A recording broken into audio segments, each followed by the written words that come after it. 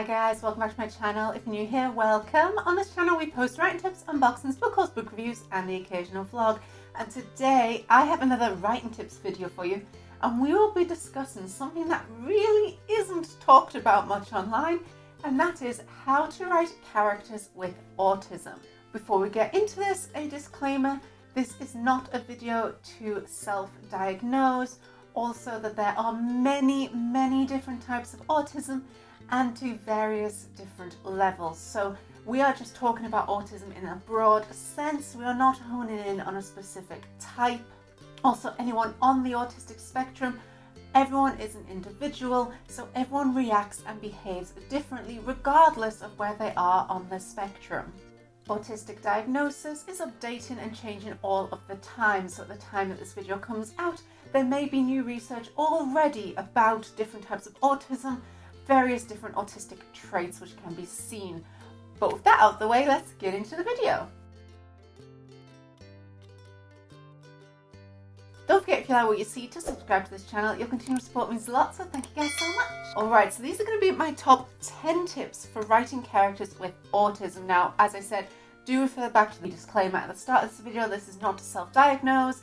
This is not to say that everyone experiences autism in this way. Everyone is different, but you'll see this in my points. Writing an autistic character is not necessarily about knowing all the different types of autism. Tip number 1. People are people. You knew I was going to lead with this one, right? People with autism are the same as people without autism. We all have personalities, likes and dislikes, and various ways we react to stimuli around us. So when you are writing an autistic character, you should have the same background planning as you do for any other character. Autism is not the character, it is just a part of them, not who they are. So don't let autism be that one defining feature, because it's not like that. It's just a part of that person. Number 2. Does your character know? So here in the UK, to get diagnosed with autism, if it's not from a young age in school, then generally people here self-diagnose, ask a GP, and then they are referred. The waiting list for that is about 3 years, and I do know people on that list. You are sent a document which is basically a tick the box on various ways you react to things, different things around the world, and they use that to decide if you should be on the waiting list to get checked for a type of autism. People react differently once they know they're on the list, once they have been diagnosed and they know what type of autism that they have, and if they have no idea whatsoever. For example, a lot of people throughout their life, if they are autistic and don't know, have generally been told they're doing things wrong a lot. Quite often they are misdiagnosed with social anxiety due to the fact that they've been in so many social situations where things have gone wrong, and that sticks with you. So that you end up being told you have social anxiety when actually you have a legitimate fear of social interactions because people have treated you badly. There's also situations where you just don't deal well in those situations but have never known why. All those kind of things. An example of this is someone I know. They will not be able to answer questions if you ask multiple at the same time. They'll just answer the last one with a yes or a no. Once you know that, it's great, because you know that if you've asked too many questions, you go, oh crap, yeah, this one first, and ask that question with a response, then ask the next one. It's not a problem. It's not a problem to them. It's not a problem to you. It's just knowing and not getting annoyed at that person, thinking they're being silly when they're not, or refusing to answer a question when they're not. If the person knows that they have autism, and especially what type of autism that they have, they may have coping mechanisms to deal with that situation. Like I said about that question situation, now that we know, it's a lot easier because we already know how to ask a question better, and we know that if the question isn't understood, we know why. We know it's not on purpose or being rude. If your character knows or not will make a big difference on how they are treated, but also how they react to themselves. This links into number 3. How well do the people around them know them? Even without autism, if you know your friends, you generally know their likes and dislikes. You know what your friends are good at, what they're bad at, what they're going to have a good reaction to what they're not going to react well to. You have friends who you will go to for certain advice, but also friends that you're like, I probably shouldn't ask them that. It's the same, obviously, if you have an autistic character, but the same as another character. If people around them know, then they're probably going to act a bit different. Like, I know to ask specific questions. Just because it's faster, not because they get angry, because they don't, not because it's a bad situation, because it's not. Simply because it's tiring, them trying to work out all these different questions that they haven't heard, and then me having to repeat myself. We don't need to, because now we both know. Much easier and simpler. Number 4, overwhelm and structure. We're now going to go into a few of the different traits that are associated with autism. Now, as I said at the start of this video, autism is a wide spectrum and every individual is different. There are different ways these things happen. There are different ways and levels people react to these things. But I'm going to discuss overwhelm and structure, mainly because sometimes a lack of structure can cause the overwhelm. But as I say, this is not for everyone. These are just things to bear in mind. Most importantly, if you're writing, is if you are going to show a character becoming overwhelmed, you need to show why they're overwhelmed. There is a bad situation in media where often autistic characters are shown to have an autistic meltdown, but no reason behind it. Now, someone is not going to have a meltdown for no reason, and generally, you're born like this, so you're going to feel it happening. You know when it's about to happen. Whether or not you know if you have autism or not means you know what could and couldn't cause it. So that's what we're going to go into. So one thing is structure. Now, I know just from the example I've given of someone that I know, structure is very important to them. If it's not on the list, it's not getting done. If the list changed last minute, that causes them distress. It doesn't cause a meltdown. They do not get angry. I mean, they don't get angry at anything. But it does make them uncomfortable. It can be confusing. It's just not quite right for them. If it's a last minute change, they can obviously deal with that. But they're just not going to be as happy, comfortable, or prepared for it. So structure is very important to them, and they're not that happy about big changes. They would be very happy to eat the same meal every day, for example, or they would be happy to do the same thing at the same time every day, which as an example of that is we have a coffee break at 10:30 every working day. And even on the weekends, to be honest, we generally have that too. Now, having that structure means that they know when that break is, and it makes them a lot happier knowing that. If that's missed, it's not the end of the world, and sometimes life is busy.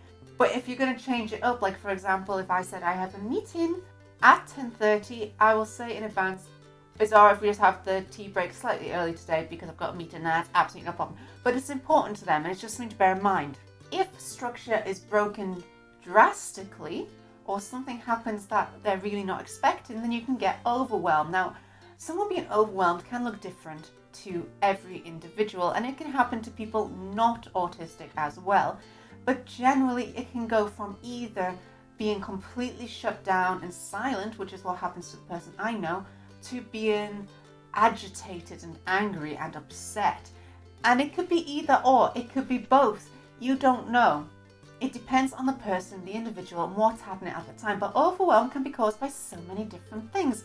And when you're writing someone, if you want someone to become overwhelmed in your book, you need to show what those things are. So that's why I've given the example of the structure. Say you have a character who is really into their set daily schedule, if they eat the same thing, if everyone knows them where they go because they do the same thing, they don't even need to order at the restaurant. And then one day, someone nabs them on their way and their day is completely changed. Or they get taken to a different restaurant because their restaurant is shut down. Now, they might start to become overwhelmed. It doesn't mean they're going to have a meltdown. It doesn't mean your character is going to be inconsolable. But perhaps, because they're going somewhere different, the sounds could become a bit louder. Perhaps they're starting to not be able to hear the person they're with because of all the sounds around them, or all of the different lights on the streets are distracting them from the conversation because there's just too much. Now, when they do get overwhelmed, are they going to go silent? Are they going to say, stop talking, shut up? Are they going to leave the situation? How are they going to react? Now, this leads me also into number 5, which again, I'm grouping 2 here because we're going to discuss masking and hyper-focus. Masking, in case you're unaware, is when someone copies, imitates, or learns to hide their stims, their personality, the parts of them that go with the autism, etc., from the world around them to fit in, to give everyone who's neurotypical an easier time, to pass, basically. And a lot of people mask in order to be more like the others around them. This can be for simple things like fitting in the office, passing job interviews, talking to people in the street, or even just when you're young, especially getting into friend groups. Now, for someone to mask, they can either imitate people in front of them or around them, which can be both good and bad, dependent on who you imitate. Because you could imitate bad behaviours unknowingly. The reason the masking is occurring is because they don't naturally have that knowledge to know what to do, so they're trying to learn it by imitation. It could also be done by rehearsing conversations, sort of like how you rehearse an interview. Maybe you rehearse questions. I know my example person, they often do this for phone calls. So phone calls are very hard for them, and before they have a phone call, they try to work out all the different things that could be said and what they should say to that. This means that they're more prepared. It does, however, mean, like the structure and overwhelm, that if the person on the other end doesn't say what they're expecting, they can get flustered, and this can cause some confusion. So the main thing I want to mention about masking, there's two actually. One is that masking means someone can have autism and you would never know, because you're only going to know if you're with them in their private life when they get home. Because linking into B, masking is exhausting. And therefore, when they have left the situation, they're likely to be tired, to zone out, to need half an hour of staring at a wall or doing nothing in order to recover the amount of energy that masking and stopping their natural way of being from occurring to fit in. An example of this is me and this person. If we've been in a social situation, when we get home, we might make a cup of tea and then we will ignore each other for about an hour. And it's great. But that links also into hyperfocus, which is another part of being autistic, which can be exhausting.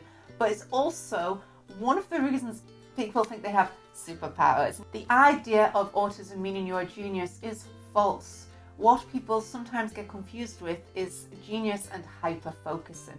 Hyperfocus is when you completely zone in on one subject. It means you cannot hear what's going on around you. It means you won't see what's going on around you.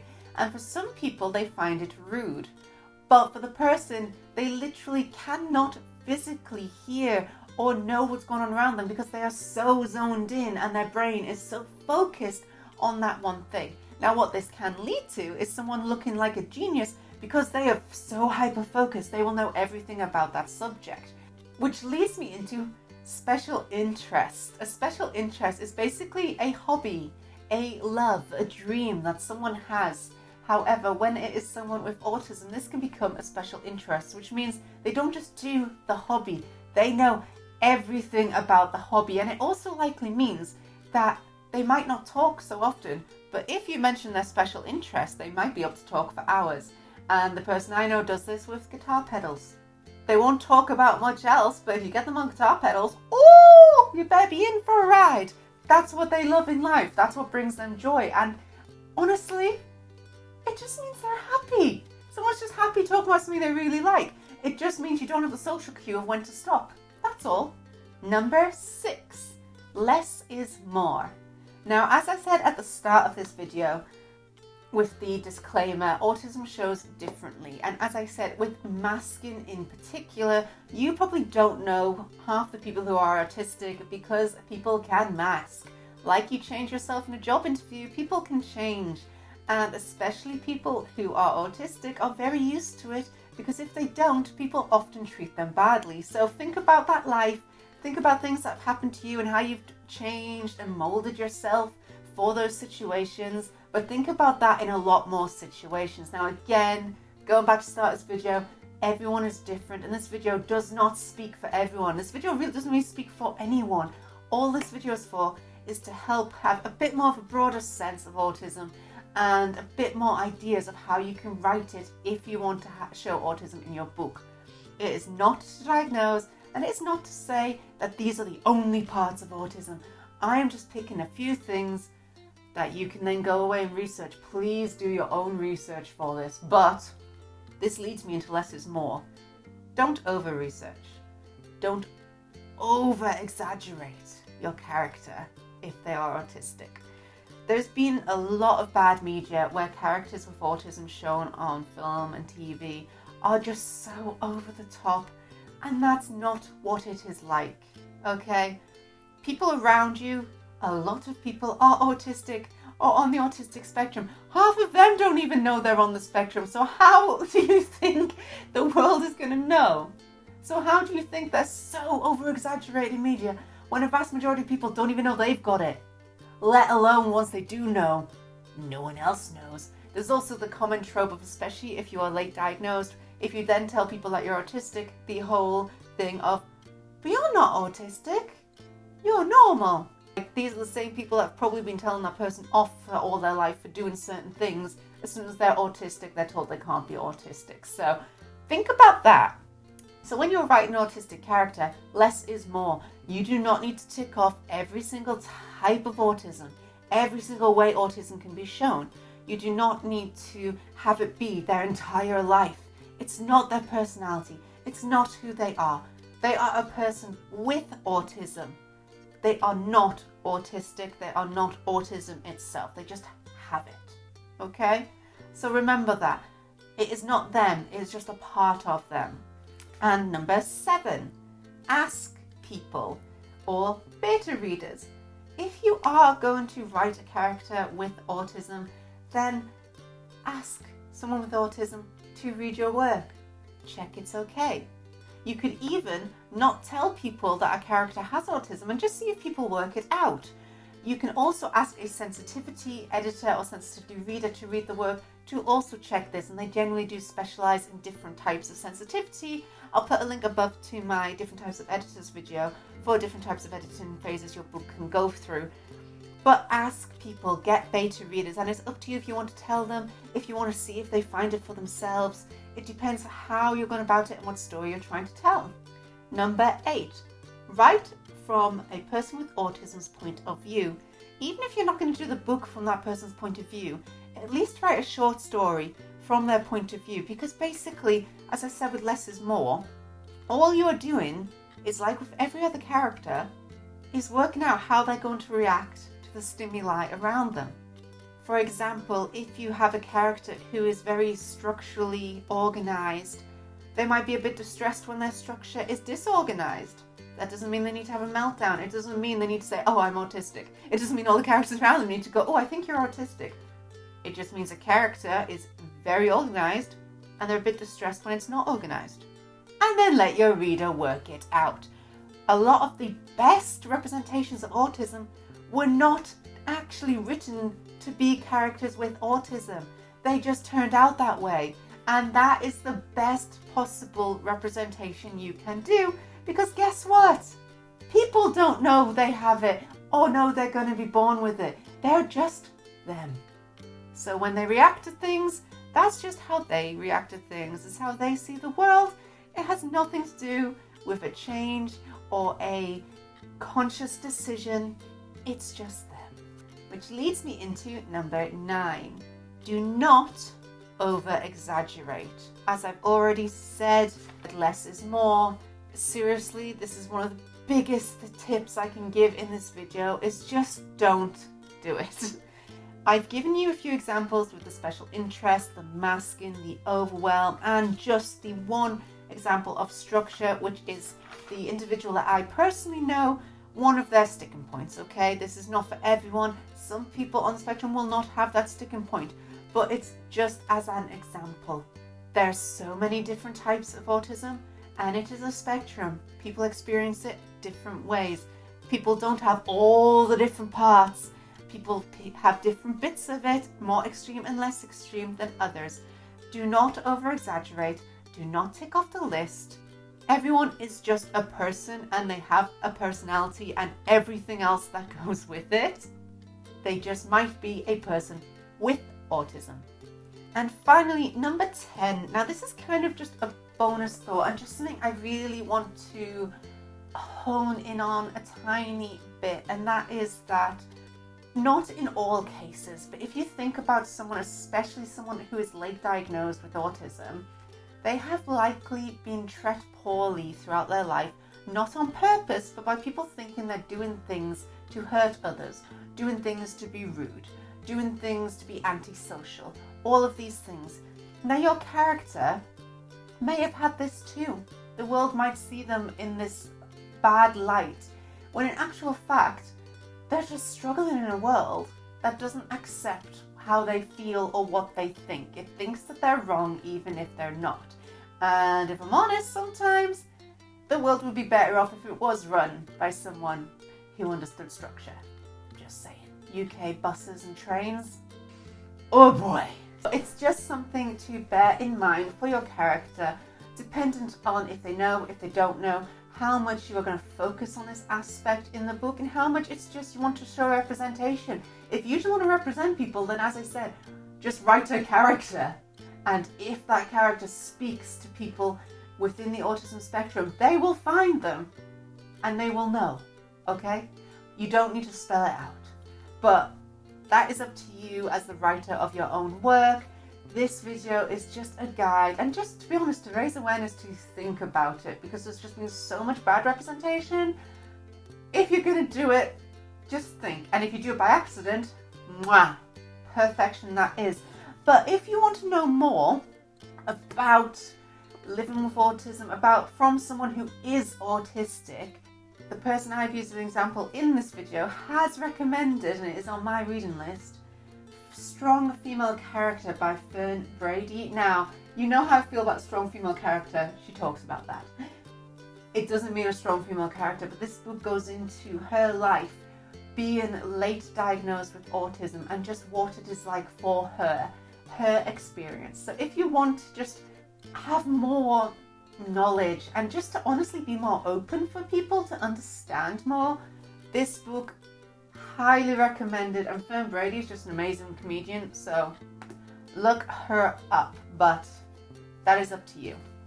If you're going to take anything from this video, please take that A, this isn't a self-diagnose. B, everyone is different. Everyone experiences autism in different ways, and it is a massive spectrum with different types of autism. But mainly, please do not over-exaggerate. Less is more.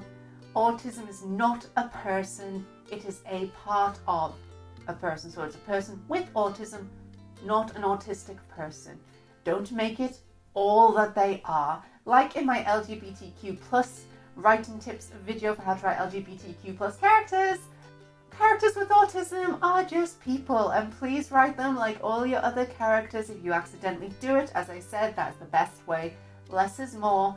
If your character is autistic, it will come out of the page and people will register and enjoy that and feel represented and feel seen. But it is up to you. This video is not the be all and end all. Read Fern Brady's book, have a think. Honestly, what I'd love most from this video is just more knowledge and more acceptance, because the best way I could describe is people often complain about having to adjust and change as soon as someone is diagnosed. Now, what I would like to just remind people is the person who has been diagnosed has spent their entire life changing and controlling themselves and masking in order to make your life more comfortable if you're neurotypical. So they've tried their whole life to fit in and to do everything that you need them to do. We can give a little leeway and just understand people more, please. Openness and understanding. And that's it. Thank you guys so much for watching. I hope you found this video useful. If you like what you see, don't forget to subscribe to this channel. If you like to see as soon as I upload, click that little bell down below. You can also follow me on Instagram, Facebook and Tumblr. I post my bookish pictures as well as my writing tips and unboxings on there. And thanks again for watching, guys. Bye!